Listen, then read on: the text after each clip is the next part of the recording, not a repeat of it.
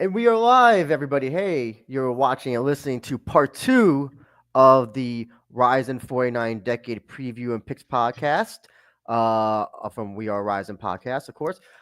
Andrew Benjamin here, joined by Kapn. How you doing, Kapn, sir? What's up, guys? Merry Christmas, Happy Holidays, Happy New Year soon. Ready for Ryzen 49 Mm? or Decade, I should say. Or yeah, I know that's the one thing that will always bother me is that this show is 49. Like I wish it could be like my OCD is like, why couldn't you just run one more goddamn show and make it 50? Just make it It's like a like perfect 50.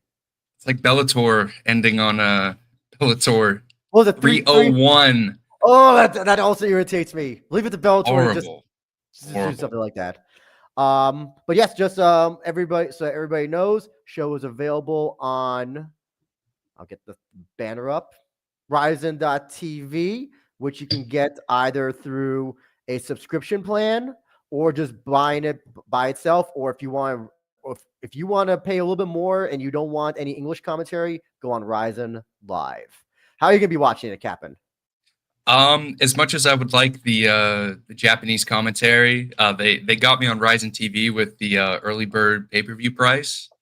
I think it was $15 if you ordered it ahead. And I know normally you're not supposed to do that with pay-per-views, cards subject to change, but I'd be lying to myself if I said I wasn't going to be watching the annual New Year show. So I did buy in early, and I think they've got is it Chavello and Damian Brown on the broadcast?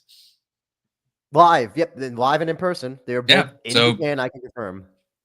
yeah, I'll be checking out on Ryzen TV. I suspect uh, most of our listeners will be too. That being said, if you want to get it on Ryzen Live, call your credit card company, tell them that purchase is coming from Japan, and uh, you're making it. And I've heard it's a good investment too. Shout out Jay Wolf. If you wanna try to live dangerously, try you next as well or a Beam TV. So good luck. Listen, Code May Day makes a good point. Ryzen got me by the balls with that $15 for like 25 fights. Yeah, no. 50 Yeah. even the price point that it's at now is still a good price. Listen, and the other thing I also like that they don't do is they don't charge you the subscription price and additional pay-per-view for like what UFC ESPN does. That's what Yeah. I like. Although I worry maybe they just haven't figured that part out yet, and it's I know. New Japan does that now for most of their big shows, and a lot of people are saying that WWE is going to start doing that on Netflix. That Netflix will soon start, doing that once they establish whatever. So, but yeah, let's enjoy it let's enjoy it for the time being. yeah. Let's enjoy. They gave us 2 free shows this year. We're paying for the big one. I'm fine with that. That's right. That's right. Those were free. I Yeah. forgot. So Actually, weren't.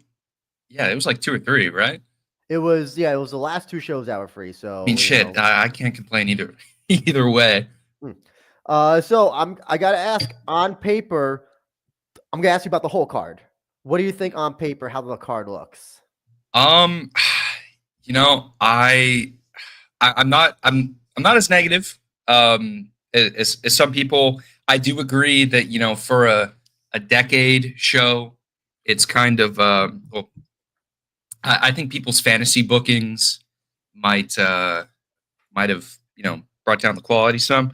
I think it's all right. I mean, I say this about pretty much every major Ryzen card, but it's got a little mix of everything you would like. There's some genuine, like really high level fights on here. There's some weird stuff like the J kick to MMA pipeline continues strong, but I think overall it looks really good. It's definitely worth the money, like Code Mayday said. They got you by the balls for 25 fights for $15. So I think it's going to be a great show. I really hope it can compete with Ryzen 20 in terms of just overall quality. And I think the undercard is looking great. And I guess that's what we're here to talk about today, right? Ooh, that Ryzen 20 though is that's a very hard. That's going to be very hard to compete against. That was like that's like an all-timer though. It's very hard to really like I'm just looking at it just to refresh my memory. Oh yeah, the White Lake Grand Prix and the Rizin Bantamweight and the Super Atomweight, championships were Something all. something to aspire to then. I think it's fair. I'm looking at that card right now. It looks like it's fair. Oh, you had Vitaly Shemetov doing the whole, that thing.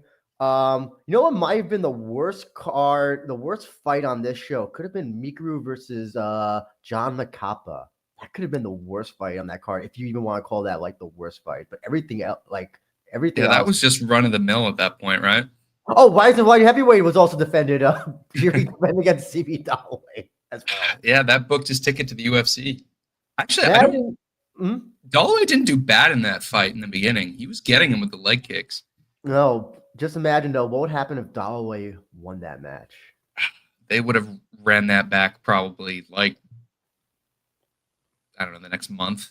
Well, was that 20? Oh no. Well, I don't know about the next month. Don't forget the pandemic happened. So a few months later. So yeah, because the last show was that 21 in Hamatsu. Yeah, February. that was Mikuru versus the Mexican guy. I'm forgetting his name. And no, Max Striker, special commentator from his bathroom. That was also the one where Satoshi choked out a child. I'll always remember that from the Jiu-Jitsu exhibition. Yeah, and did he get Yuki Nakai on that too, or was it everybody except for him? I think he dislocated Yuki Nakai's shoulder because Yuki Nakai pointed to his shoulder or something. Jesus. It was supposed to be an exhibition, and he was treating it like it was 80cc. Oh man. But I mean, so what about the Bangaichi portion? Mikuru versus Ren. I want to ask your thoughts about that. I know we were talking about this off the air a little bit, but I don't really have much exposure, or I can't watch Breaking Down, or I haven't been able to. Not really on my radar, so I'm unfamiliar with pretty much all of Mikuru's team. There are some names on there though. Hiroyuki Suzuki, Sho Patrick Usami that we've seen in Rizin before. I mean, they should knock their opponents out pretty easily. But Ampo versus Cena is funny as hell, and I'm really glad they made that because we needed a freak show fight for the evening, and I think that's going to be the one that produces that classic car crash, you feel guilty for watching feeling that we get every so often. I won't feel guilty at all. I just hope that Ampo wins. I hope that Ampo somehow wins. I don't know how. Yeah, I don't know. That size difference might be too much, but you never know. So he has experience with 100K plus people at this point. This will be his third. Let's see, Sudario, I'm breaking down who he beat, and Cyril. I forgot the guy's name. We were talking about him yesterday. Abil, whatever the. Sean Strickland. French. Yeah, Sean Strickland. Well, he didn't look too good in that one, but that's Sean Strickland. Let's see. Wait, hold on. At least Ampo and Cena are washed damaged fighters, like traditional. They're not. Wait, hold on. Are you saying that they're washed? They're not washed. No, come on. Clarify that because Ampo and what's your talk? Aren't okay. Okay, you could clarify that. Aren't washed damage fighters like traditional free shows. Well, I mean, if they didn't have this, I guess Ed Polo King and Takakenshin would be technically the freak show fights ish. Yes, it's also just heavyweight slop. Mm-hmm. It's heavyweight slop, but it's also freak show in that neither of these guys are good, in my opinion. I mean. Yeah, I don't think. I mean, they had to find a disbarred lawyer to give Takakenshin. That is true. Yeah. God, that was this year too. That was this year. Yeah, he finally got. Where is the time going? He finally got a win though. Finally. I mean, yeah, but now he actually has to fight a legitimate heavyweight. So I mean, let's see how that goes for him.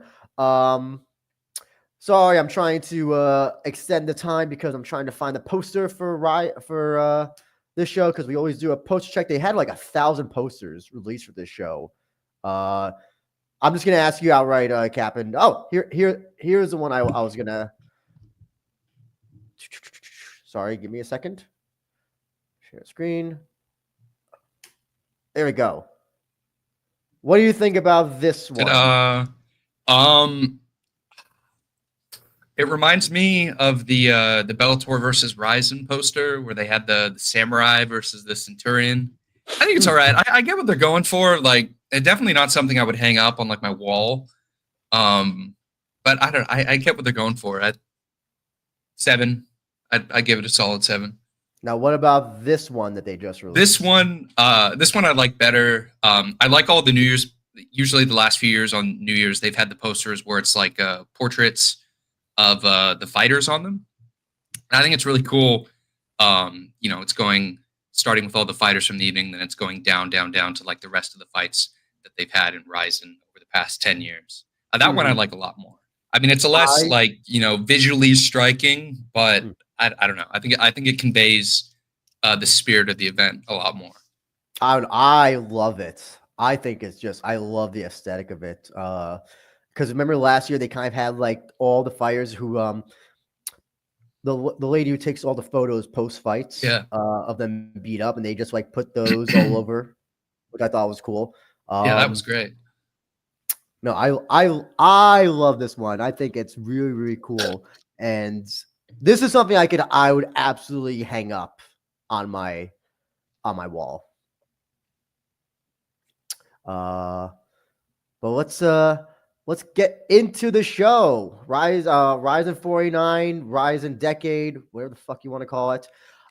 So we have a 0-0 fight. By the way, this fight and the next fights will be available for free on Abima's YouTube page. I'm assuming Rizin's as well. So, one of them is good to have as for free. The other one's kind of like, huh? Anyway, let's get into it. Sanou Yokouchi versus Kenshin Saito. Rizin Koshin final. I think it's going to be amateur rules. It's 3x3 if I read correctly. And this story behind this one is fascinating. So on the latest Rizin Confessions, they talked about this tournament, this in-house tournament that they ran for ages aspiring fighters ages 15 to 18. Saito 16, Sanou is 18, and they had to go through this application process, and it was whittled down from 350 applicants to about enough for a in-house tournament to happen, and these two won in their respective whatever you call it, A and B, whatever, and then these two are going to be facing each other. But I have to recommend the Rizin Confessions that just came out. It's subtitled, and it after watching it and them talking about this fight, I am so excited for it. Kapn, I know you said that you're not too familiar with this, but if you have anything, I'm happy to hear what you have to say about this. Excuse me. Yeah, definitely the better offering on the free TV portion, as we'll see in the next fight. But yeah, like you said, a Koshin tournament itself is kind of a New Year's tradition. I was talking about earlier. I think K1 used to do it back on the old Dynamite cards. I believe Masaki Noiri won. And Rizin used to do it actually on their shows as well. They used to have the Rizin FF amateur tournaments. Like, I remember I went to the Rizin Openweight tournament, 2016, and they had a tournament there, and Chihiro Suzuki won that. I didn't know that was him at the time because I went to the bathroom because it was intermission and I had to just like get out of there and stretch my legs. Yeah. But no, that Chihiro won that. Chihiro won the Rizin amateur tournament. Yeah, definitely the potential breeding ground for Rizin's next champions, maybe. But like you said, I think what makes part of what makes MMA so compelling is like the stories behind it or like the dynamics leading up to a fight, because it's so much better when it's just not two guys in their underwear beating shit out of each other. And well, you know, my bad. I need to go and watch the Confessions episode so I can get the gist of this. But if it's got a good story, like that's what makes it compelling. And I think here is an example of a fight that where, you know, if there wasn't that many factors contributing to it, it'd be like, oh, you know, it's just a like amateur MMA fight. But here, like, you know, there's stakes, storyline going involved, and you know, I'll be excited to see it, especially considering the other fight on the opening TV portion is something that I'm on the record of not liking. So just, I would much background. rather have this jerk the curtain. So Sanou is a grappler, like it says there. He's a judo guy. Saito is a striker. He goes to a karate high school. So he dropped out, not dropped, but he transferred from like a regular high school, and now he's in a karate high school and is now doing jiu-jitsu at Carpe Diem, Yokohama, I think it was. Sanou comes from a divorced family. He said one of the things he wants to do is that he wants his parents to remarry after he wins. He wants them to see him win, and as a result of his win, remarry. Saito parents he comes from a family of martial artists. Sanou already has he already had one fight in deep amateur. And I was like, I know I've seen this guy before, and he went by the name Onigiri-kun. And so apparently the way he got the name Onigiri-kun was that his coach Taito Kubota said, because he used to be fat, and he said, you're as round as an onigiri. So that's how he got that nickname. And yeah, literally two guys who cannot be more opposite. Also, Sanou has tattoos, and Saito does not. So Sanou kind of is a little bit of a, I guess, bad boy, you could say, by Japanese standards. But yeah, I know this fight I'm so looking forward to. Do you have a pick for this if you want to make one? I would want Yokouchi to win just because we can't let divorce win. So I was erring more on the side of him because he has a little bit more MMA experiences, even though he lost his amateur debut, but nonetheless still has a little bit more. So I'm just going to pick him based on that slight more experience. But and also the winner of this gets a fight in Rizin sometime down the line. Also gets $3 million, I think it is, to go towards training. Not bad. So, that's like what, 20 grand? Yeah, I hope something like that. Yeah, I mean, the yen's worthless now, but I guess it's still better than nothing.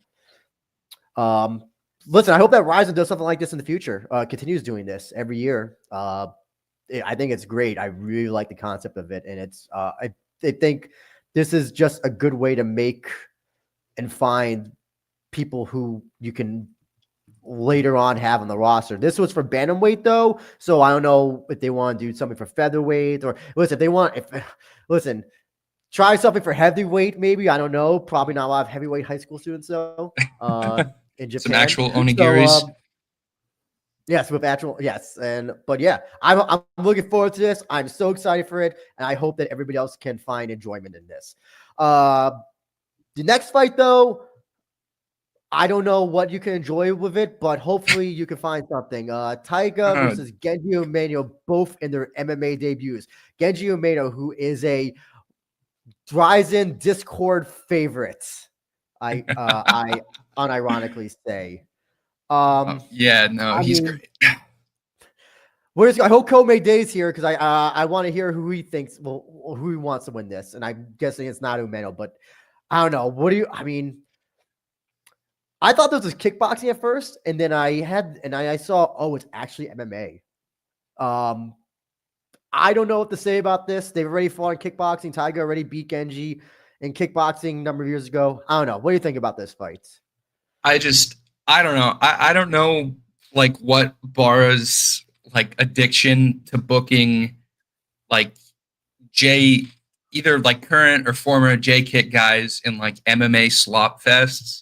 Like, because at its worst, it's I think I mentioned this on Twitter the other day. At its worst, it's like a who can fall over and get back mount RNC first. Like fights like Beinoa versus Inoue or like Kubo versus Ampo. It's just like they didn't book it in kickboxing for whatever reason. I mean, you know, because they're an MMA promotion. It's just I don't get it. Like the only thing worse than this would be to book Taiga against like Shinobu Ota, as they were wont to do in the last few New Years. But really, like, I don't like this at all for either guy. Like, I don't like being so negative about Rizin. But like, Taiga is in the middle of like kind of a late career renaissance right now. I think he's still the Rise super featherweight champion. And then, God, I don't know. I think Genji's last fight was a full swing, right? And that was a slop fest. Like, I don't know. Whatever happens here, I just hope it's short. I love that fight. I that fight is so dumb. Maybe that's what that inspired him to go into MMA, because he got taken down. I think he got taken down like 3 or 4 times in that fight. He did. I don't know. It's so bad. Like, I don't. In the full swing fight, that was, like you said, like, you know, it wasn't an MMA fight, but like Genji did nothing like to show he had any MMA. Like, God knows what Taiga's been doing. Maybe he went to a couple like drop-in classes at a jiu-jitsu gym, but I tried to research and nothing on their social media, because, you know, you think like, oh, they're going to post like, oh, I'm trained, you know, I'm at Carpe Diem or I'm at Igloo or whatever. I couldn't find anything that indicates that they're training either MMA or jiu-jitsu.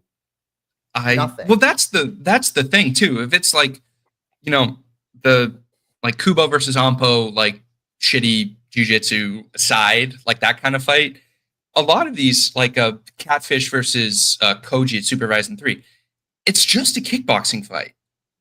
And it's like, I don't know why they don't book it under kickboxing rules or their OFG rules either. I don't know what's going on. I guess MMA I don't know what's going on. Makes it OFG. MMA kind of makes it unofficially officially OFG. Yeah. You know, here's the thing. This is a hot take, maybe, and it might piss off some people. But Japanese kickboxing is stagnant at best, dead end. It's in the mud right now. Yeah. So, and Catfish was right. Like when he said like was like Reaper. Reaper.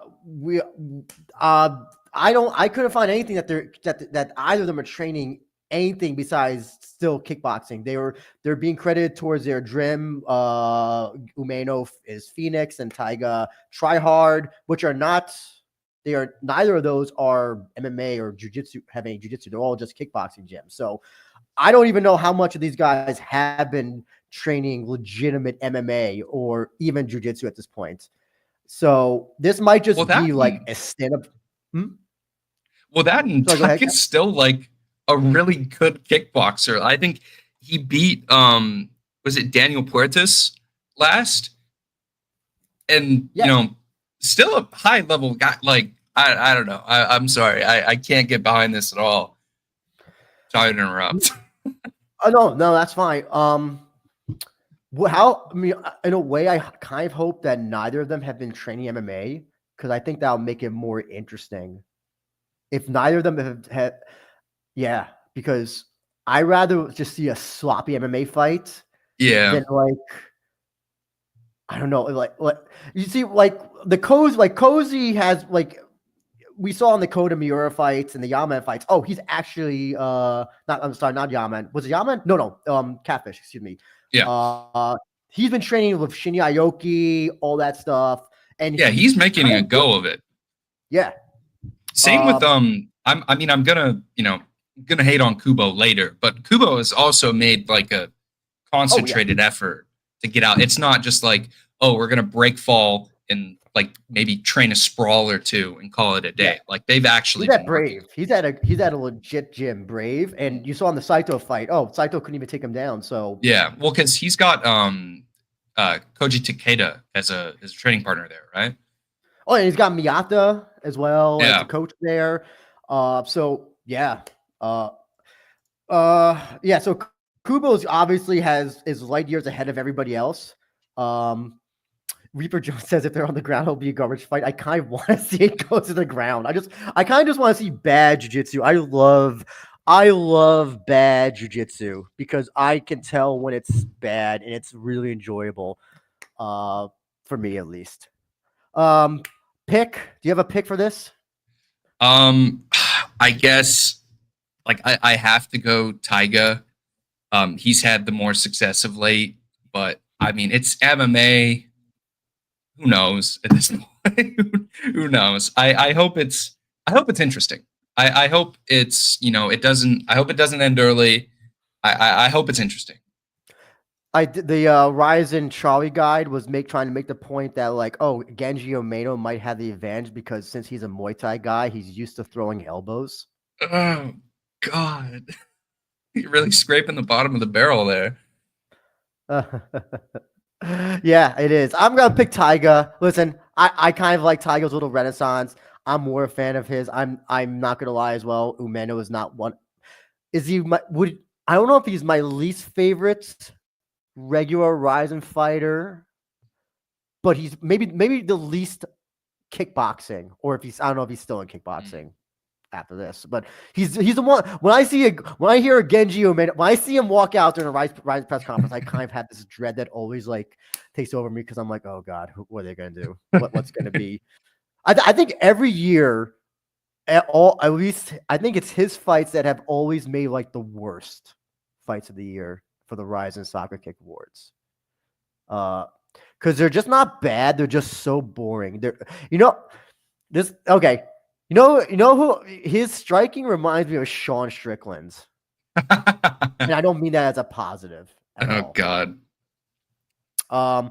Well, what could hopefully be a much more interesting fight will be this next one. Takakenshin versus Ken. I've seen his name spelled like 3 different ways. I've seen Ed Polo King, Ed Polo King, Ed King, Edok Polo. So whatever, take your pick, whatever. But yes. Are you looking forward to this, Kapn? Because I am. Excellent segue, Andrew. Yeah, I think we have differing opinions on heavyweight fights here. I think I wrote in my notes like God help us all. Like I just hope this is. I hope it's a quick night at the office for either of these guys because I don't know how much I can take of Takakenshin fights at this stage. I mean, he's improved somewhat since day one. He has. Yeah, I mean, it's definitely not like losing to Kaiju Killer or was it Caillou Gibran? Oh yeah, His first fight. Yeah. And then Sakine Shrek, he also lost. Oh, that's right. Yeah. That was his first fight, actually. My bad. Yeah, I'm hoping for I'm hoping for a quick night at the office.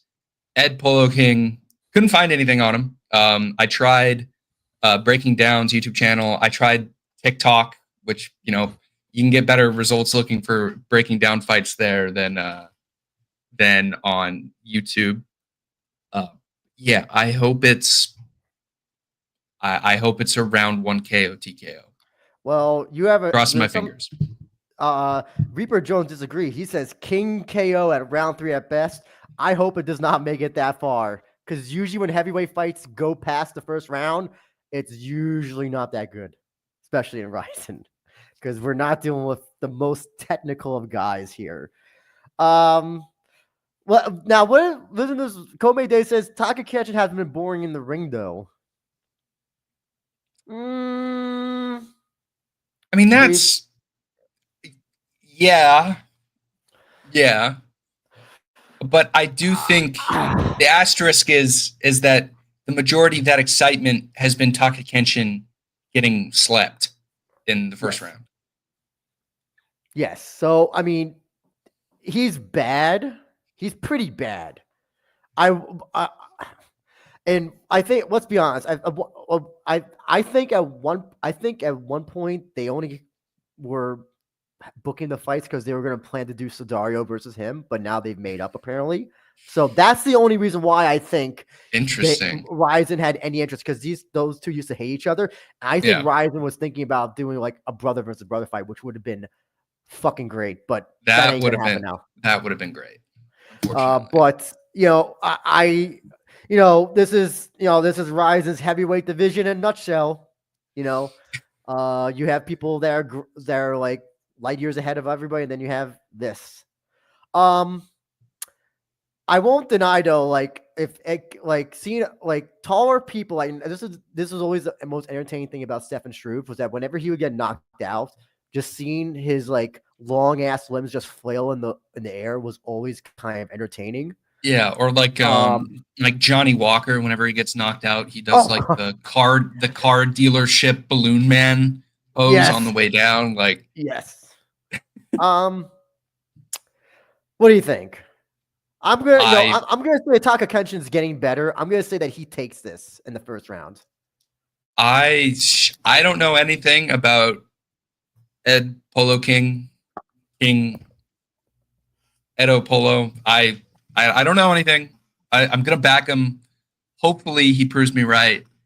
Either way, let's just hope for something interesting. Yeah, finishing rates. Both have 100% finishing rate. So that is true. Yeah.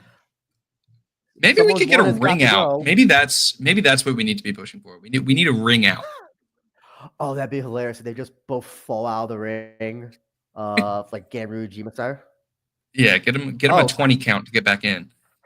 Question from Kobe Day: which smaller fighter on the roster would you have matched with the 6'8" King Polo?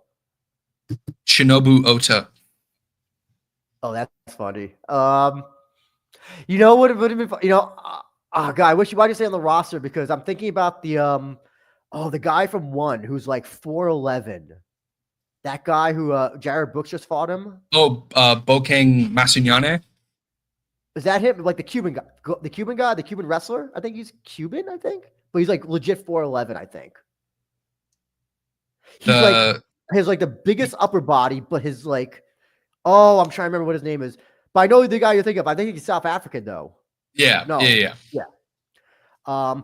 Actually, you know what could have been funny? I'm trying to think. Let's see. On the roster.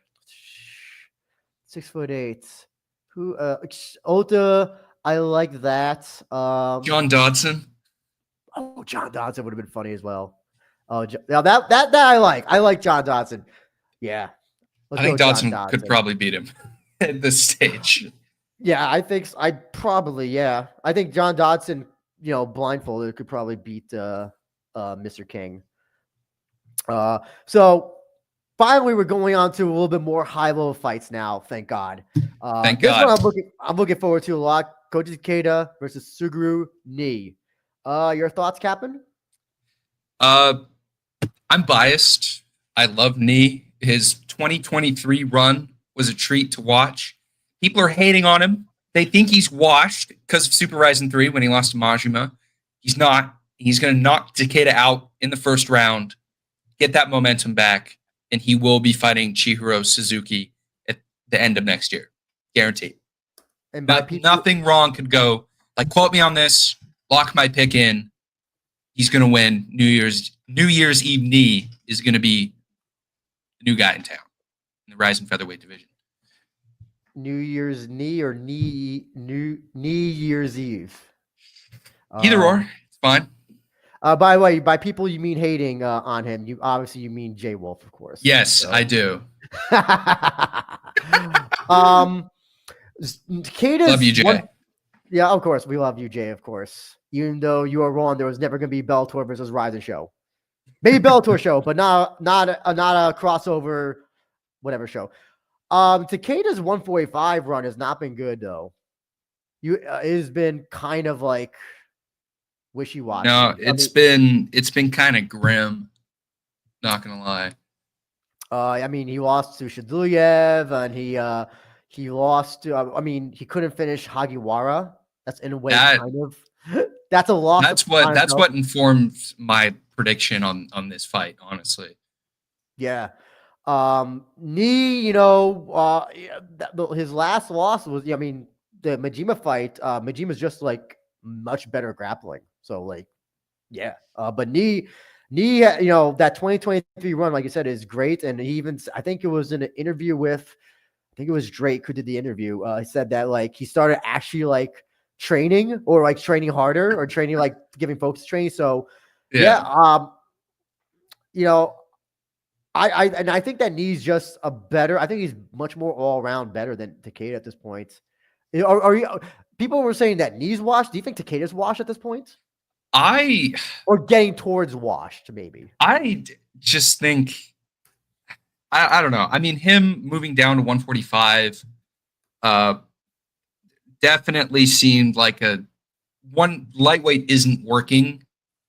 He needed a new weight class that he could probably leverage his size at a bit more, his power. But yeah, Takeda, he's 1-4 in his last 5. I think most by stoppage. Like you said, his last win was Hagiwara, and that was like that fight was a win, but it did not look good for him.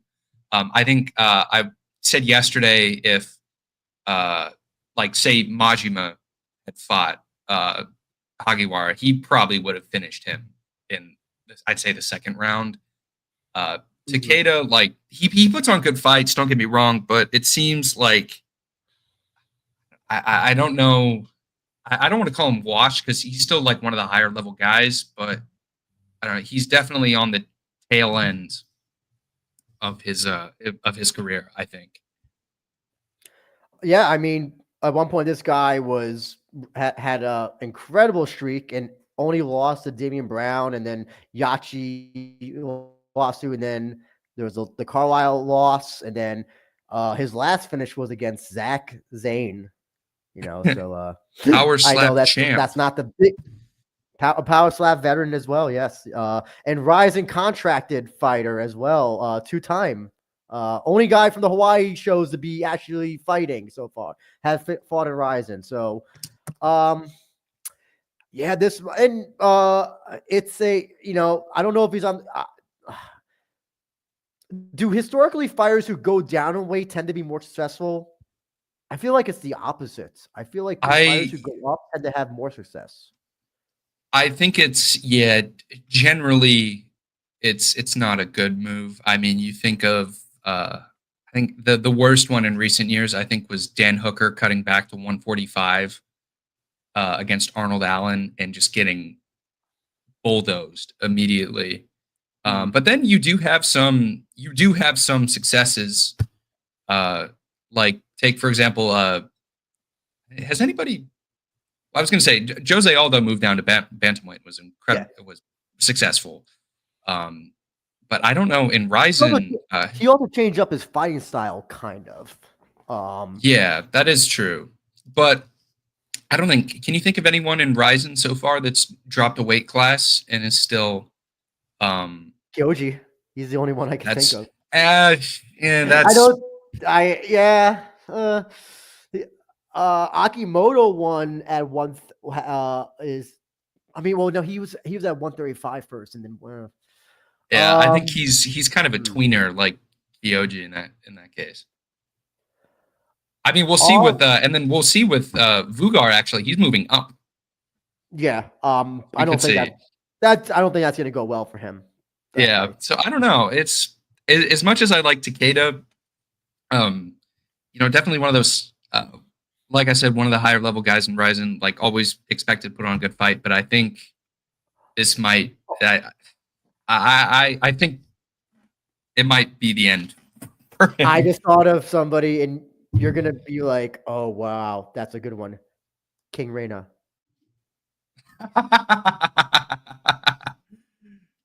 that is good. That is good. Yeah, but as for my pick, yeah, I think Knee's gonna win this. I think he's gonna starch Takeda. I would give this to a second round. I think Takeda is still a hard guy to finish, but I think he's not going to be able to survive. Needs much more vicious striking. I don't think. Do you think this will go to the ground at all? I think it will, but I think the difference between this fight and the Majima fight for me is that I think Takeda's going to be able to take him down. I don't think he's going to be able to hold him down and control him. Yeah.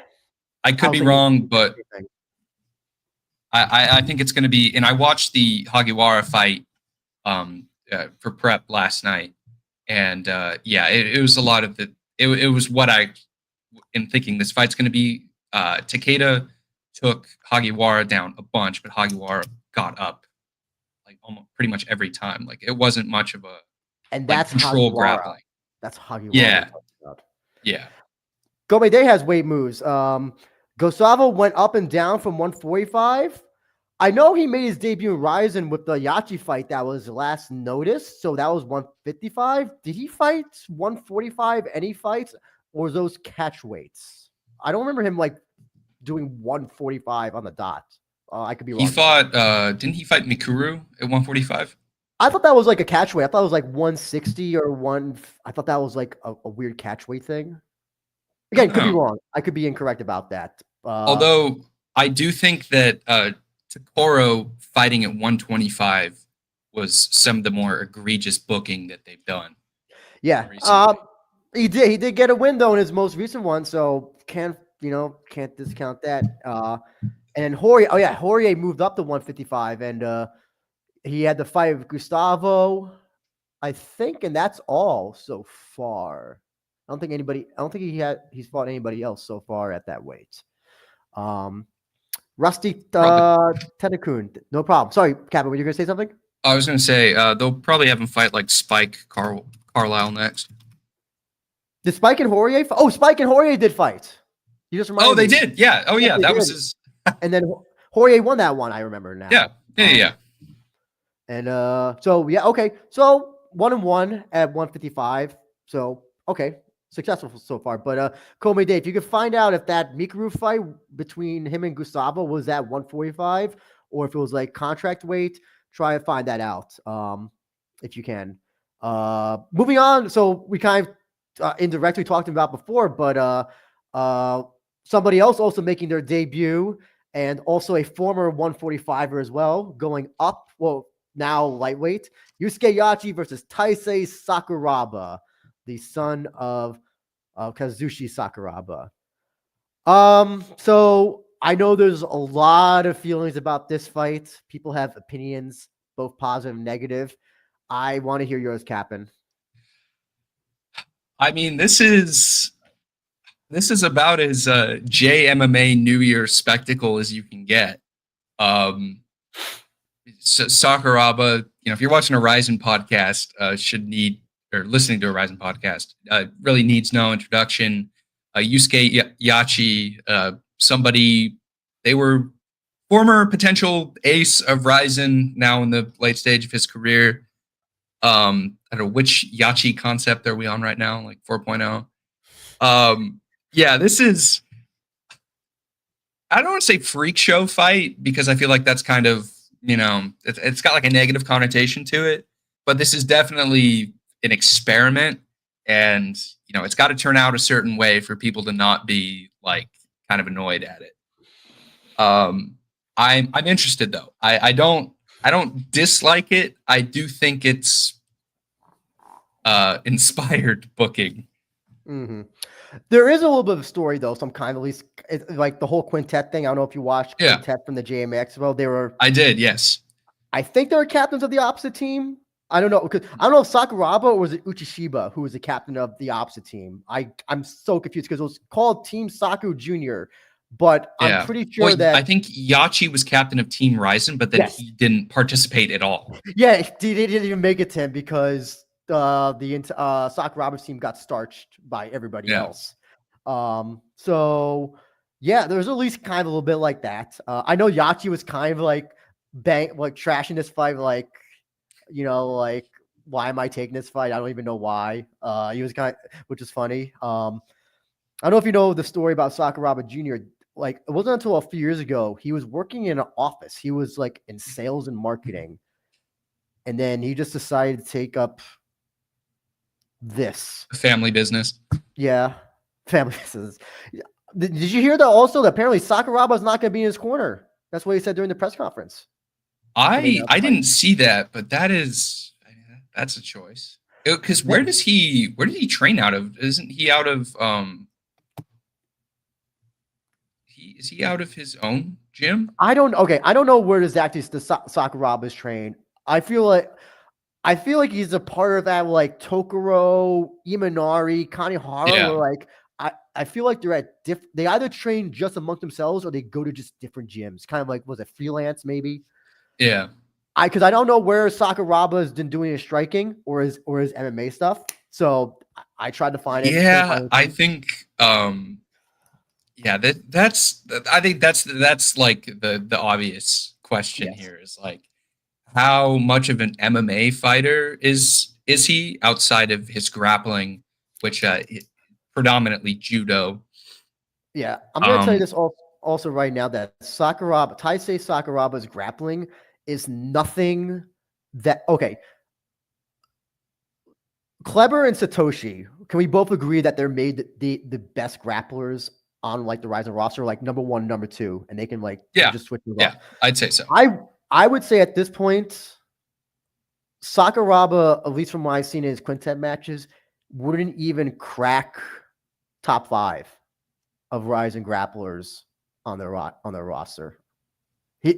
He couldn't finish Kuramoto during the quintet match, and Kuramoto was like the smallest guy on Team Rizin. So, and the guy, and I know that he beat Uchishiba, like they had a 1-on-1 match, but Uchishiba's like jiu-jitsu is not that good. He's a judo Olympian.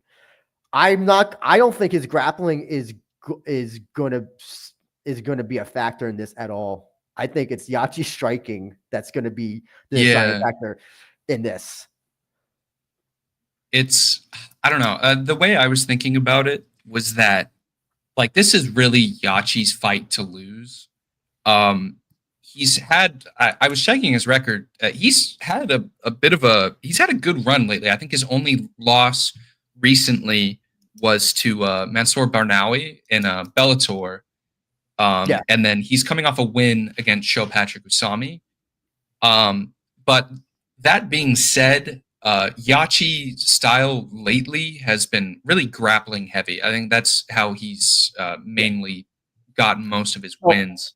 Yeah. And if that's the case, he's playing into Sakuraba's strength. But like you said, we have no idea like how well his grappling is going to transition to MMA, if it can stand up to Yachi at all. Because Yachi at this point is a veteran. He's seen pretty much everything that there is to be. The other thing also is that, like I said, like Satoshi, you're not going to take him down because you know he could gilly you. Yeah. Sakuraba's not a gilly guy. That's not how Sakuraba's how Daddy Sakuraba trained, and I'm going to guess that's Sakuraba Jr. Has trained either. He's mostly, his stuff is leg locks. He's a leg lock guy, and that can only go so far. That can only go so far in an MMA fight, especially your first one, man. And, I want to say, I don't like to talk about my personal life that much, but as somebody who had to prepare for my own MMA fight and whose like background is grappling, it is an entirely different experience and preparation when you know you could get punched in the face. And if he doesn't know what it's like to get punched in the face, man, it's yeah. What is it? Was it Hickson Gracie who said that you lose a belt level every time you're punched in the face? You have a black belt, brown belt. Yeah.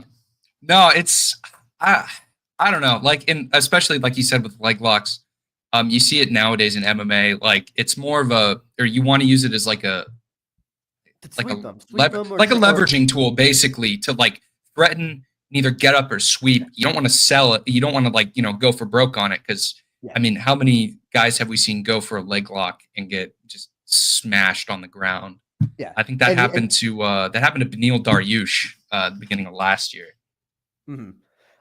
As well, here's the thing. He's also not, this guy, Sakuraba's not Imanari. Like Imanari's like, you don't like, that's the other thing, is that like his leg lock level is not the same as like an Imanari. I don't give Sakuraba that much of a chance in this. I think it's going to No. be Yachi. I'm going to say that Yachi gets his first like KO in like many years. I'm I going to don't go with think. the KO in the second. Yeah, I agree. Although I was going for like a TKO on the ground. Okay, TKO, whatever. KO, TKO. That's another question here is does Saku Jr. Or has he inherited his dad's ability to take a hellacious beating and still keep going? Don't forget also the other thing about Saku Senior was that he started out in the UWF dojo, Yeah. and if there's anything that we know about Japanese dojos back then, you're a trainee, they beat the shit out of you. I don't want to say that necessarily prepared them, but I don't think that Sakuraba was going through the same ritual as his dad was. So no, definitely not. Yeah. Komide is a good point. Yachi doesn't have poor takedowns either. The Rising guy, Yachi probably lasted the longest against Satoshi. Well, technically, Spike Carlisle did. I don't want to be well, actually, but I know what you mean. So I mean, and I don't think again he doesn't have to worry about being like gillied by Sakuraba Jr. At all if he tries for a takedown and fucks it up or whatever. I don't think he has to worry about that at all. And I was right. It was Gustavo Mikio at 149. That's what my brain was telling me. But close enough to heavyweight. Oh, no, sorry, heavyweight, featherweight, excuse me. Now, here's a question that Komede has. Is it a good sign Saku's Jr. is not in his dad's corner? I'm going to say no. But also, I watched the Rise of Confessions, and their relationship is very weird. It's like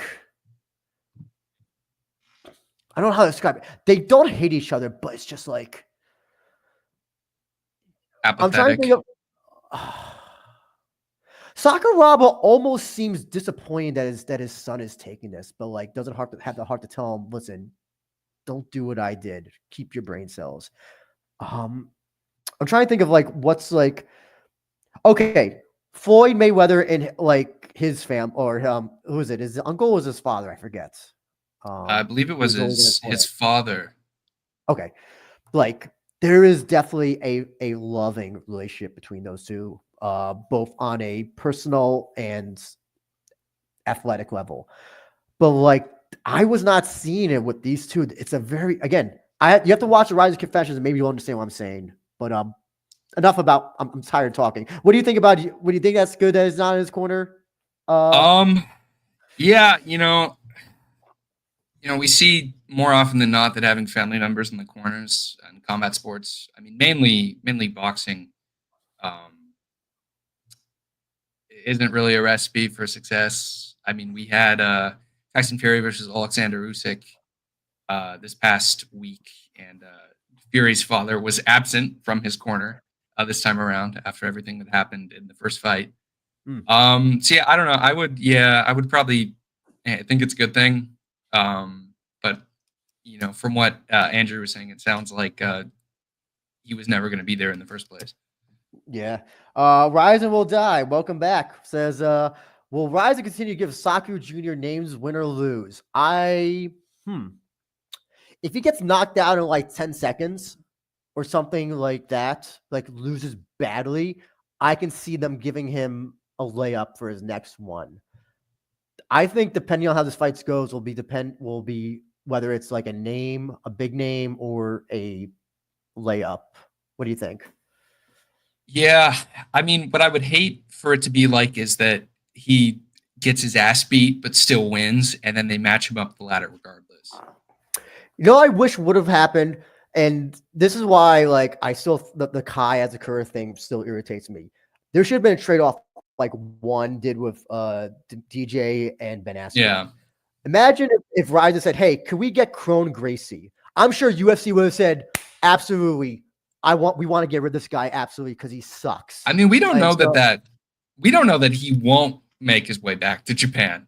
Oh no, but like because I'm thinking business wise, like, oh, you're just gonna give up Kai like with no for nothing. with A Sean nothing, O'Malley club appearance. which doesn't count because Sean O'Malley was going to be there anyway, so I'm not counting that. But yes, well, like not even like if you knew you're going to book Sakuraba, like why not do a Gracie versus Sakuraba thing? And all you have to worry about is them grappling. They ain't gonna knock out each other probably. So I wish Rizin would have done that. Maybe they tried. Maybe UFC said no. And well, judging by Krone's last fight, Who knows at this point? Yeah, maybe they're regretting saying no. We should have given up this guy.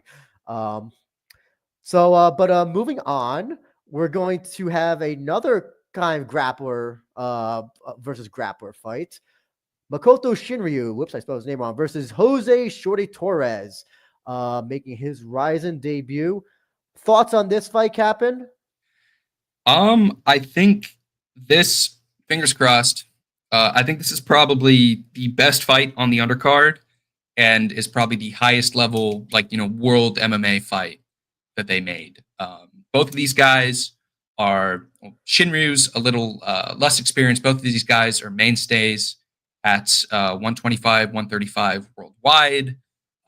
Torres, coming off of his pretty good, underrated, I think, trilogy against Nkosi and Debele, I think, in Brave. And then Shinryu coming off of a shootout against Kenta Hayashi in Deep a couple of months ago that I think kind of showed that he's back to better form than he showed in the Yuta Kubo and Kyoji losses. This is going to be a good fight, and there's going to be interesting hair colors along the way. Yes. I follow Jose on Instagram. By the way, did an interview with him, so which you can check out on the channel here. He's coloring his hair as well. I think it's purple, and Shinryu obviously will do the same thing. You just said that Shinryu is a little bit less experienced. I don't know. I'm looking here. It looks like Jose Torres has pro fights 15. Yeah. I'm seeing here 12-3.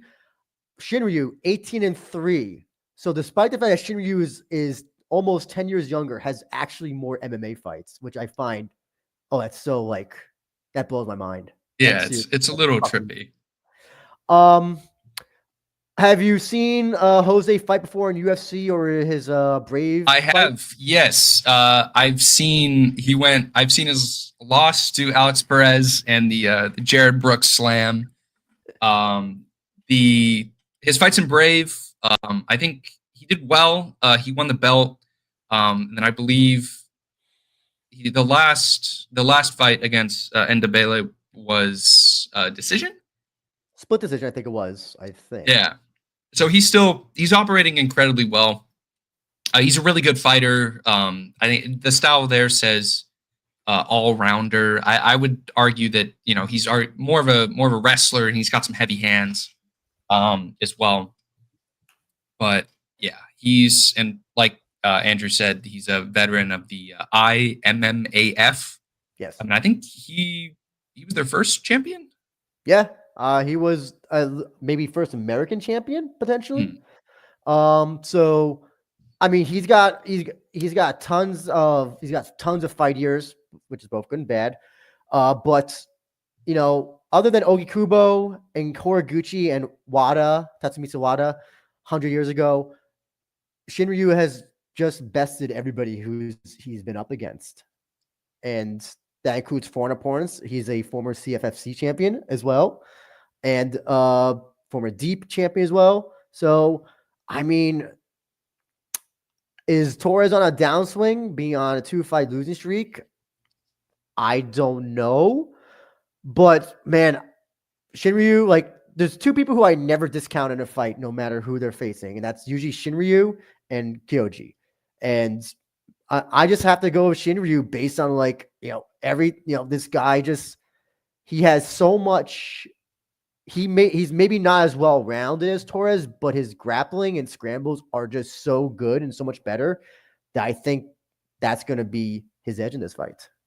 Yeah, I was going to say he got lamped. Shinryu got lamped in his last fight against Hayashi or Kenta.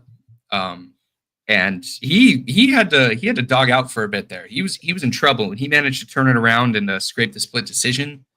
I was kind of like wrestling with my opinion on the Ogi Kubo fight and how it would kind of like factor into the I guess into how he would approach this fight, since that was kind of I'd say unexpected loss. But I think I'm willing to chalk it up to Ogi Kubo's like hypnotism powers of turning every fight against a young prospect into like just a grimy, slow-paced, like just mess that Ogi Kubo usually ends up winning. So I'm hoping he's taking the right lessons from that. Rizin Will Die has an interesting question. What are your thoughts on the quick turnaround for Takahashi? Last fighting recently in November, some would say he lost his previous fight after getting. Some would even say he lost his previous fight after getting hurt in that fight as well. You mean? I'm assuming you mean that deep fight, because yes, he did get hurt in that fight. I just remember. So yeah, I did not think that was his best outing.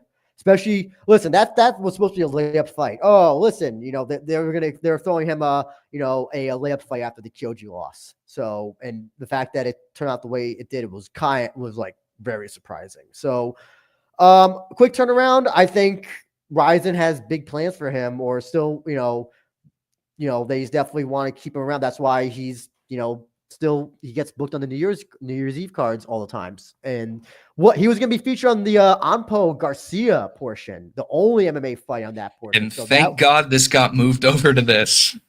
Oh yeah. Well, listen, in fairness, that it would have got the most eyes, at least internationally, I think. So that would have been good from a, I guess, publicity, both fighters getting those eyes on them standpoint. But that's the quick turnaround. I think he's trying to, I think it's also to show that like, oh, that was, maybe just a bad day at the office, so to speak. And I guess Shinryu wants to show that he, he still is this high level flyweights with a finish over Torres. Actually, I didn't even ask you, who do you think is going to win this, Kapn? If you said it, I didn't hear you, but I'm sorry. Go ahead.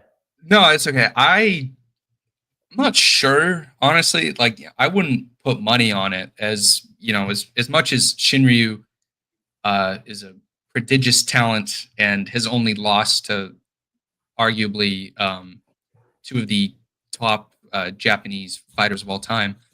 I don't know. I don't want to count Shorty out. I'm going to edge Shinryu, but I think it's going to be a really good fight. You want to rephrase what you just said, so that nobody in Discord makes fun of you? Phrasing. I think I'm going to give Shinryu a slight advantage. Okay. Yeah. Do you think it will go all 3 rounds? I think so. Yeah. I think it'll be a decision. Okay. I'm going to pick Shinryu as well by decision as well. I was thinking submission at first, but Torres is not an easy guy to finish. And I don't think Shinryu can knock him out. He has 0 knockouts on his record so far. And you're right. I think because Torres's last KO TKO was a retirement, right? It wasn't a stoppage. He even admitted that he gave up on the stool. For whatever reason that is. Remember when the joke used to be with Shinryu that he couldn't finish anybody, and now he's finishing people in all of his fights, almost all his fights?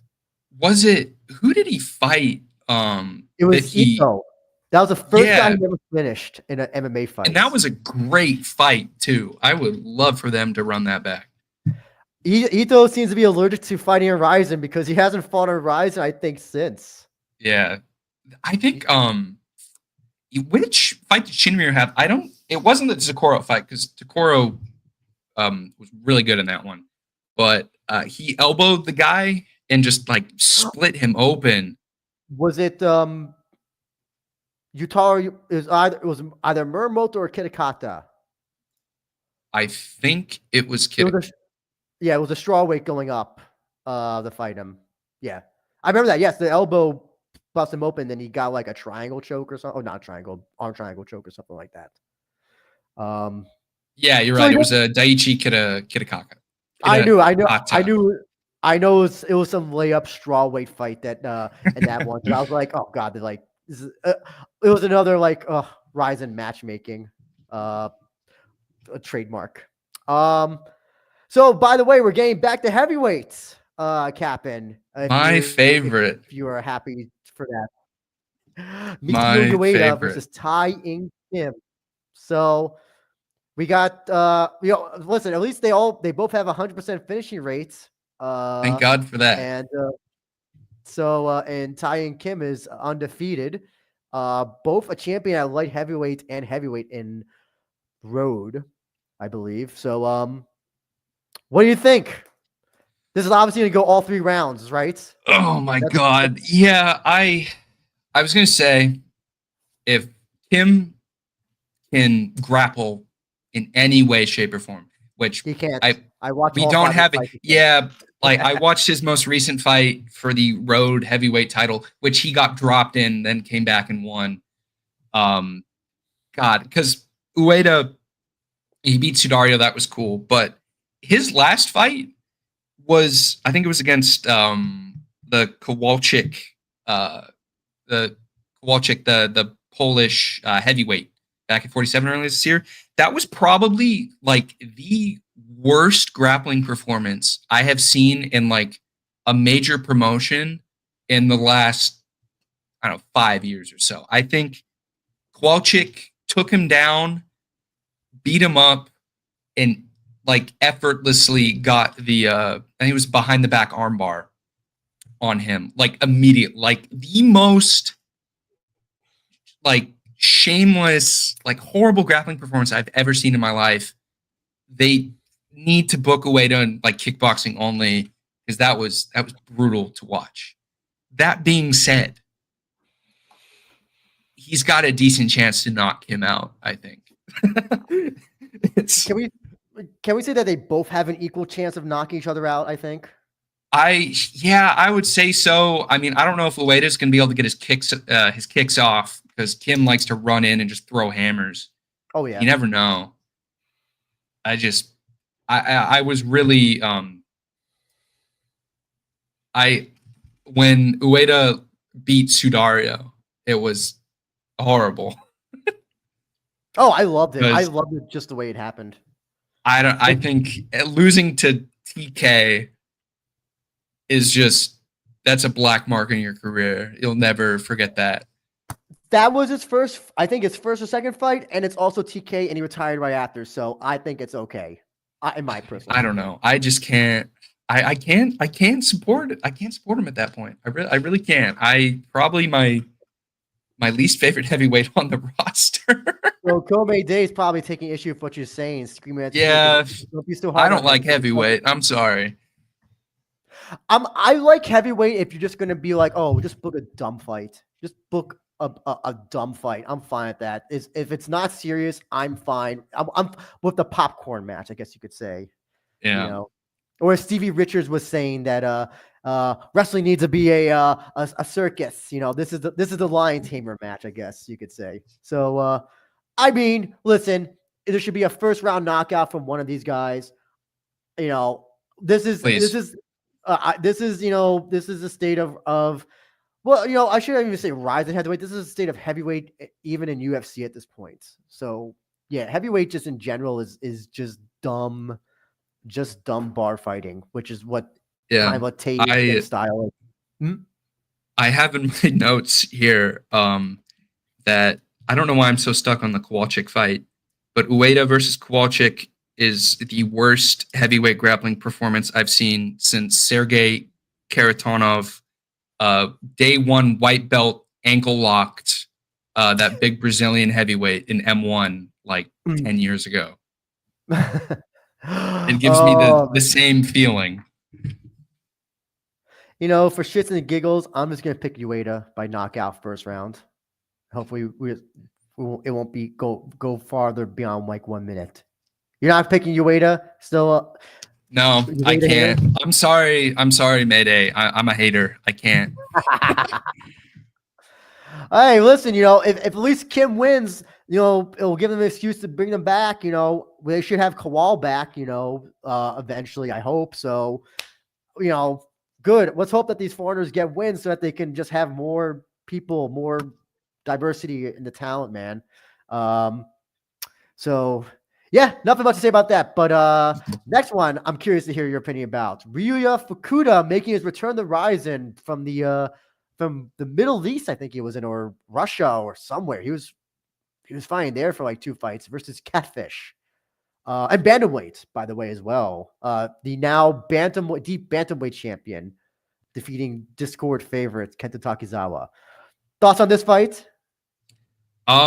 This yeah, I was gonna say, I think Fukuda, he earned a lot of goodwill for knocking out Takizawa in his last fight in deep.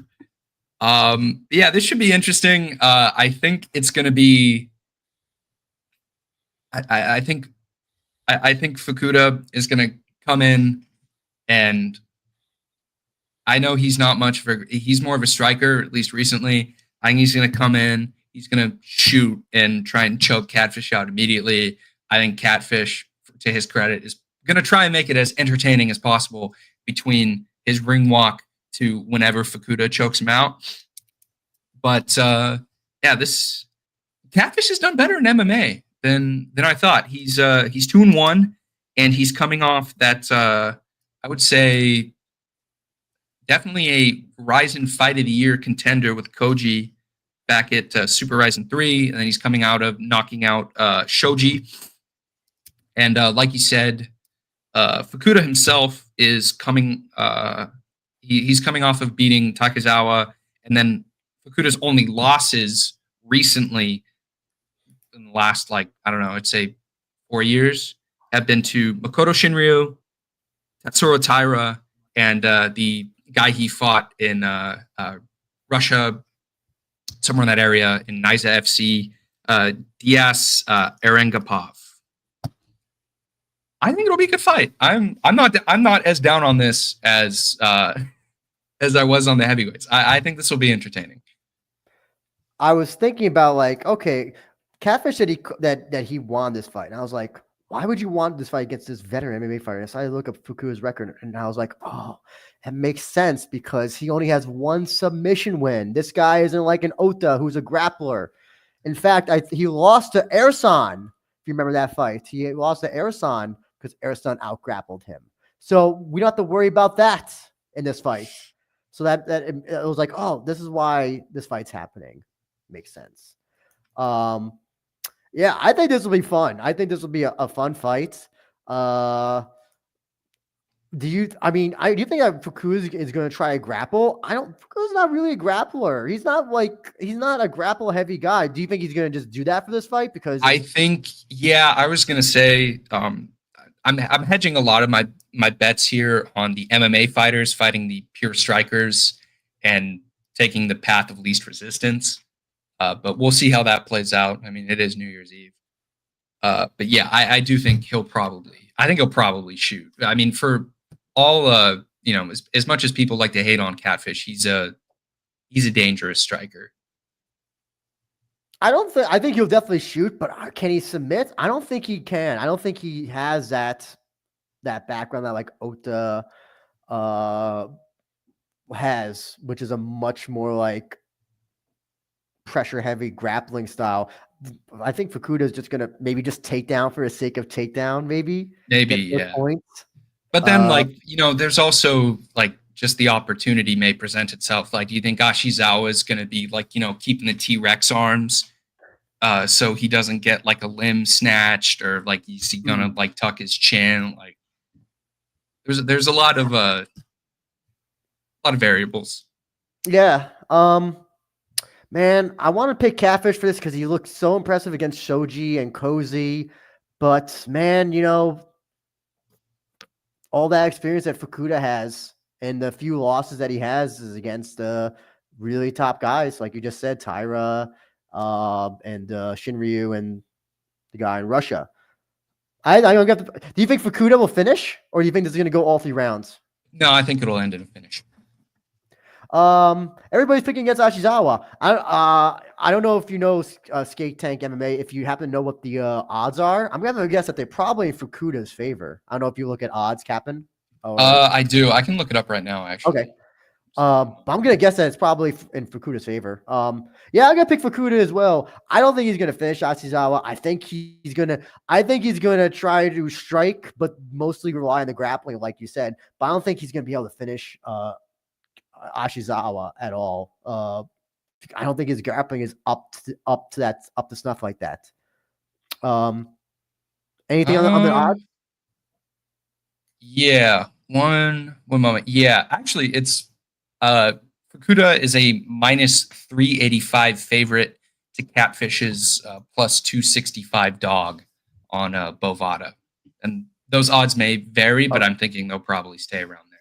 Yeah. Okay. So that's it's I don't want to say it's pretty even, but close, closer than what I would have thought.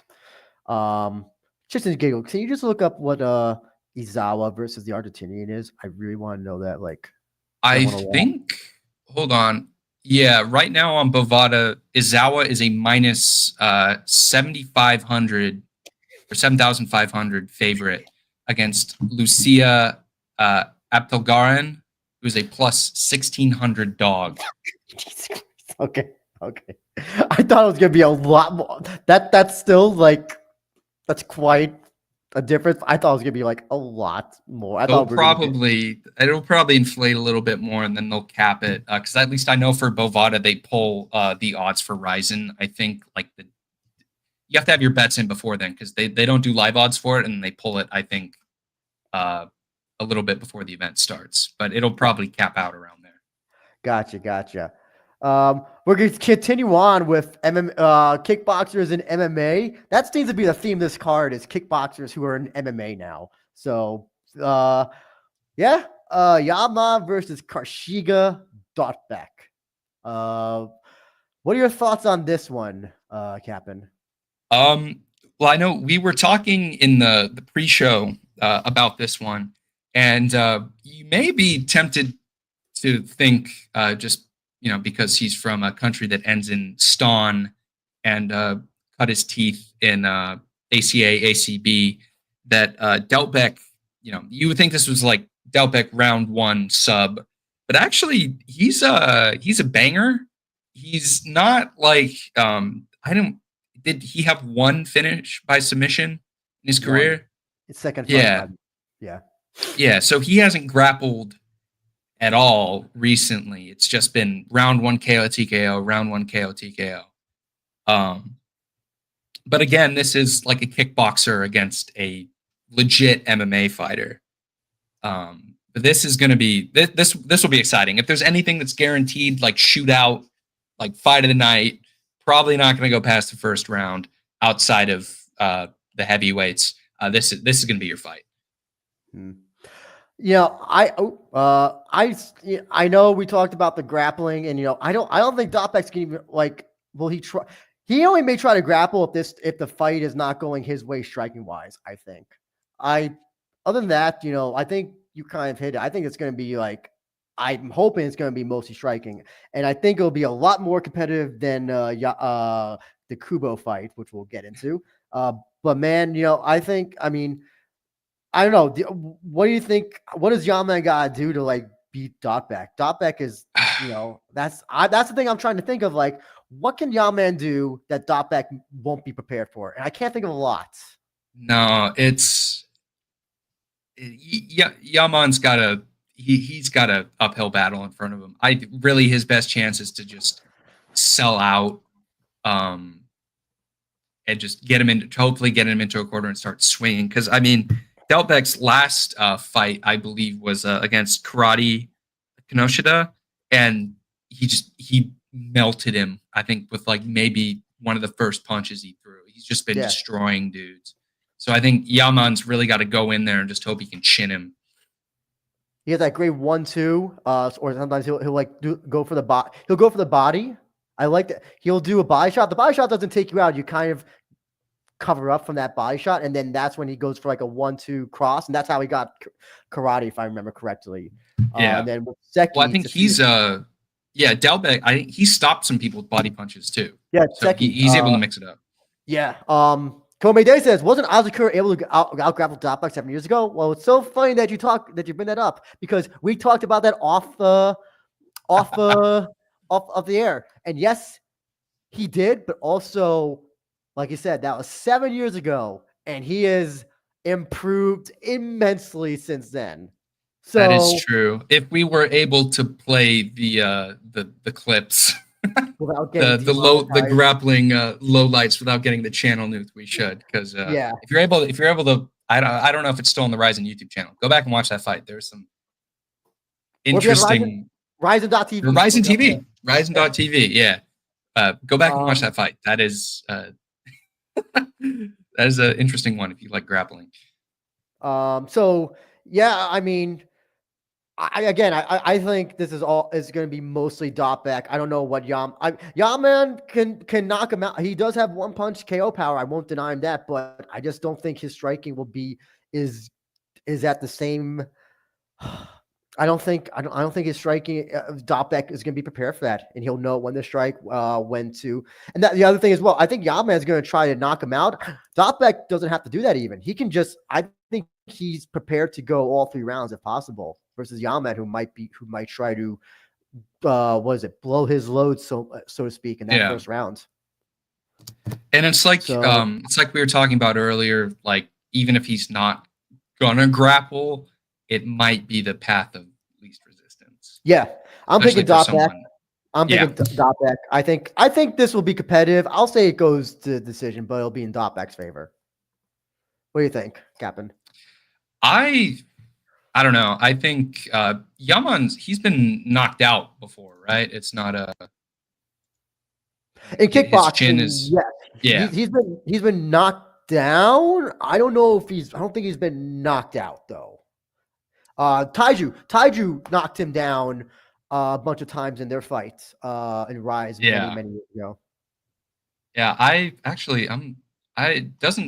on Tapology, so it's probably incomplete, but it doesn't say he lost by knockout. I don't know. I think Dautbek might KO him. In all honesty, he's looked scary since getting back to Japan, and even then in his fights out in the Caucasus, he has been a destroyer. And don't forget, of course, his great win at the Top Rights. Top Rights. R.I.P. Yeah. R.I.P. Top Rights. No, I'm just glad Dautbek's back. In all honesty, I think like a while back before he was announced to come back, I made like a joke post in the Rizin FF Discord server about like, hey, where's Dautbek? Like he should come back, and then they announced him, and now he's back. Hey, I said the same thing for sure. I said November. Shoei Torres would be a great part of the flyweight division, and look what happened. We willed it. With our energy, our positive energy. See, J Wolf, we can be positive sometimes, not all the time, but sometimes. Well, I don't know what to say about this one that we're going to be talking the final match of 0 through 9. I don't think this will be as competitive as Yaman versus Dautbek, but Yuta Kubo versus Razhabali Shaydullaev right before the intermission. And I'm going to just say right off the bat, I think Shaydullaev is going to demolish Kubo. What do you think, Kapn? I'm a little confused by this one, honestly. I will say that I'm happy that Rizin Featherweight is getting new guys. We're finally out of that Mikuru, Ushiku, Saito, Hagiwara, like quadrangle bullshit of a mess that's taken it up for a while. We have new champ. Is this a title eliminator? You would think. If it's not a title eliminator, I want Shaydullaev versus Dautbek to be, if they win. Final eliminator. Yeah. So like we've got new blood. I'm excited for that. That being said, like, yeah, this should be one-way traffic. As much as Kubo's improved, and he's 5-1 too. Like he hasn't been, and he's fought some good guys. I think his only loss is to Shinobu Ota in his first MMA fight. It's kind of the better outcome for the J kick to MMA movement recently, and he's beaten a former champion clean. No decision, no nothing. He knocked or he TKO'd Saito with a body kick back at Super Ryzen 3. So if he was fighting anyone else, I would be a lot more confident in his chances. But Shaydullaev is just, he's, as much as we hate to say it, he would fit in well in any organization out west.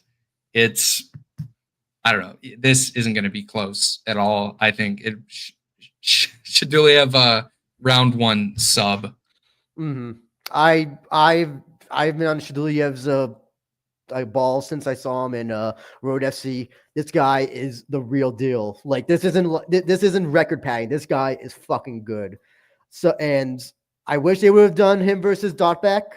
Rizin does this, I think, to annoy me because they're never going to do it.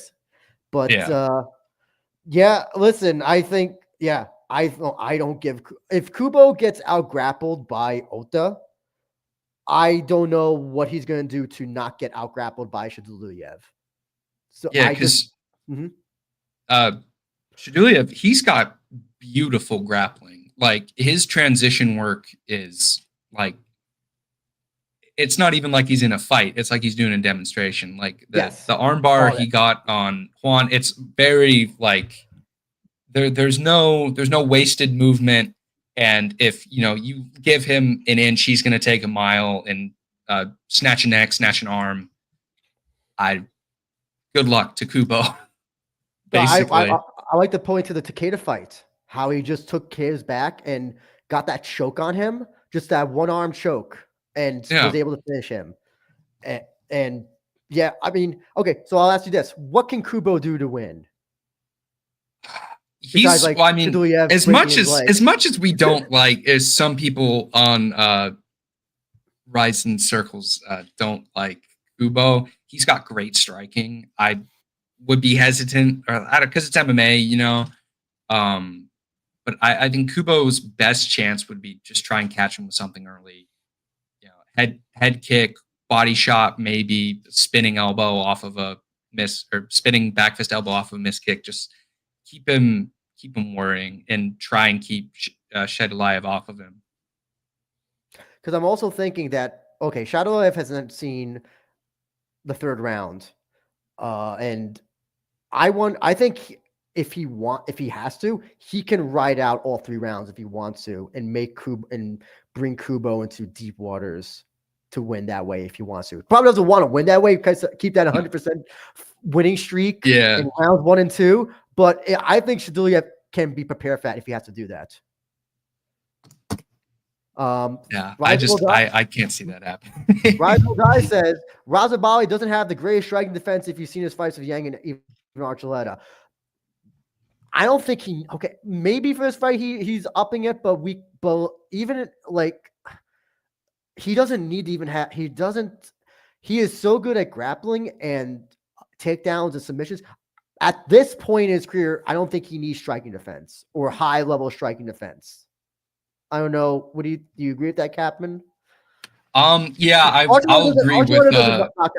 Archuleta doesn't knock out. I'm so sorry to interrupt. Archuleta doesn't knock out people. And Yang is a striker, but it's still not, there's a level to striking that I don't think that Yang doesn't have. I'm sorry, go ahead. Oh yeah, I was gonna say I rewatched the Archuleta fight, and Rizin will die is absolutely correct. Like, Archuleta was hitting him quite often, but I don't know. I don't really think of I haven't watched a lot of Kubo. But I don't really think of him when it comes to his striking. I don't really think of him as like a hands. It's more of he's more of a kicker.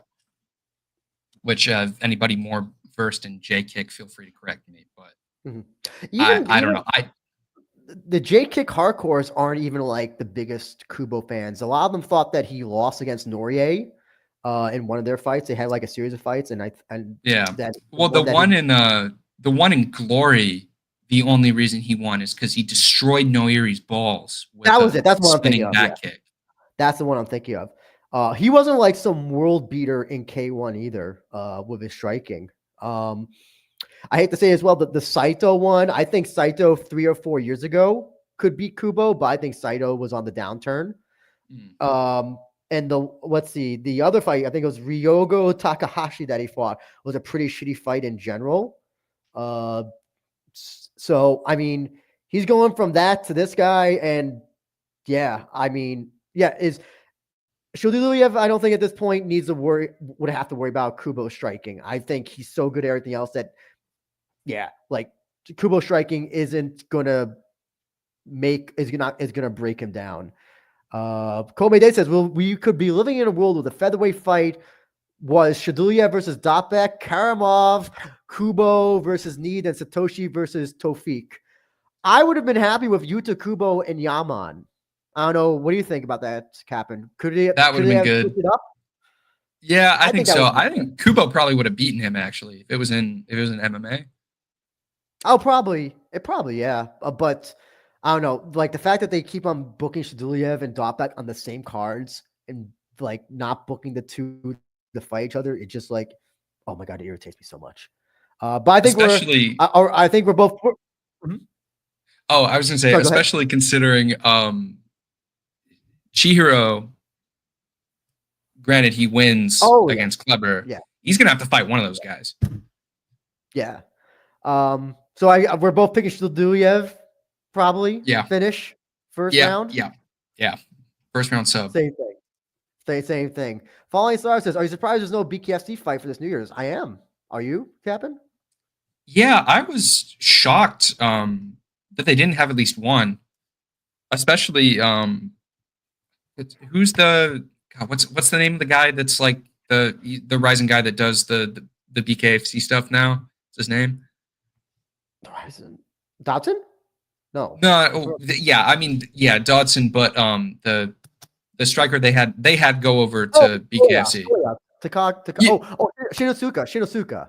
Yeah, Shinosuke. I was surprised because I think he last fought in bare knuckle, right? He wasn't at Rizin. He fought in Rizin this year, but no, he was supposed to have that fight Pachenga, but then he got injured. Yeah, and now he's on the Ren Mikuru thing.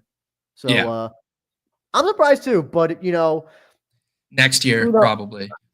Who knows? Listen, they didn't even mention anything about the Rizin thing on BKFC on that Mike Perry. Who was it? Perry Rockhold, was it? I think it was. Yeah. Event. Yeah, they didn't even mention Rizin once, so I don't know how seriously I could take this relationship. Like, it's like if you're not mentioning that two of your top female fighters are going to Rizin, like. Oh, that's right. Yeah, that was at 46 this year, wasn't it? Yeah, no mention of it on their shows at all. So I don't know, like, yeah. So maybe next year, like Kapn said. And yes, surprised that there's not one. Is Rizin counting the Shibatar loss for Kubo? So he lost to Ota, and yeah, I think that number, I think the two is Ota and Shibatar for those losses. I believe. I don't know. I don't think Tapology counts them, but Rizin counts them for some reason. Yeah, Tapology has the Shibatar fight listed under custom rule set. Oh, okay. Custom rules. Well, that should be a no contest, though. That really should be a no contest. After what happened. I forget. Was that alleged match fixing? No, Shibatar tried to make it a worked match and then went into business for himself. So it's like it's a worked match, but also not a worked match in a weird way. They tried to, but then and yeah, what a it's still a dumb fight though. It's a dumb fun fight if you go back and watch it. I'll ask you, Kapn. One of the last things I'm gonna ask you, what 3 fights are you looking forward to the most on this portion? On the undercard, I am most looking forward to Shinryu versus Shorty Torres. Ni versus Takeda, and then probably, I don't know, out of all the kickboxer to MMA fights, Yaman versus Dautbek. Those are my top 3. The ones I'm looking forward to are the Kenshin final. I'm so excited for that. Takahashi versus Shori Torres as well. And you know what? I'm gonna say Yaman versus Dautbek because I think that actually can be a competitive former kickboxer versus MMA fighter fights. Uh, Out of the 1,000 that are on this card right now. Anything else that you want to just say about the rest of the card? I'm gonna give you last word on that. I know main card discussions tomorrow, right? Yes. I'll be tuning in for that. I think all the championship fights are what they are. I am really looking forward to Kiyoma Akimoto versus Yuki Matoya. I think that's going to be a really good prospect fight for Akimoto. Although that being said, I am a little worried that Matoya is going to spoil it. He's not Ogi Kubo. If it was Ogi Kubo, I'd be like, okay, Ogi Kubo is gonna. I don't know. I just have this. I have this weird feeling. Like I think it's dead even right now, odds wise. I have this weird feeling that Matoya is gonna show up and show out in that one. It's so funny you say that. Naoki Inoue picked Matoya over Akimoto as well. So, yeah, we'll see. Yeah. What else? There was something else I was gonna. What was the other thing that you said you're looking forward to? That was there something? Oh, the title fight. So okay, gotcha. Yeah. I just want to also quickly say as well, giveaway still going on. Giveaway still going on for a large Rizin T-shirt, black, and for this deep program. It's open to anybody in the world, whether you're in Antarctica, Europe, wherever, Greenland. Don't care. I'll ship it to you, and I'll pay for it. Not a big, it's not a big deal at all. But what they're gonna say, yeah. If you want to enter in this contest, follow on Twitter, and then just message me which fight on Rizin 49 Decade, whatever you're looking forward to the most, and I'll enter you into the contest. Yeah. Anything else you want to plug, Kapn? Yeah, I don't got anything else to plug. I'm on Twitter at Kapn99.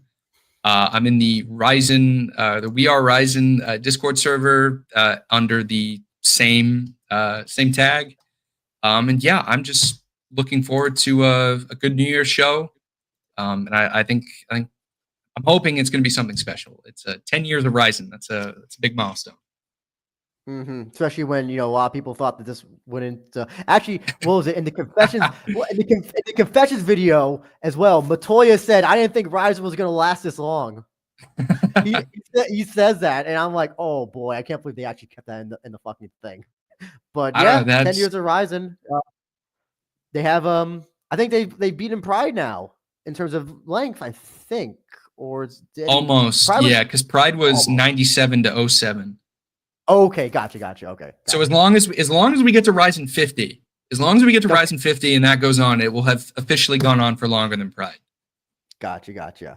Okay, so yes, Discord is Rizin FF. Please join. You can join us in shit posting and trolling J Wolf. Follow the podcast. We Are Rizin Pod on Twitter. Follow my good friend J. Chris Gary on Twitter X. He also does Focus Fights, which they just had a preview with Mike from Ohio, and you can find all the Focus Fights things there. And again, gotta say, giveaway. Please enter in this. I want there to be 1,000 people so that it could be a nice, an even number, so that I can get this away to one lucky person. And also get the show on Rizin.tv. Either buy it individually or subscribe to the premium pass, both for $19.99. Premium pass $99.99 a month, and the pay-per-view by itself is $19.99. Or if you want to spend $40, do it on Rizin Live. Yes, thank you everybody who tuned in. Appreciate the support, and we'll be seeing you tomorrow morning for the last part of the main card preview. Take care, everybody.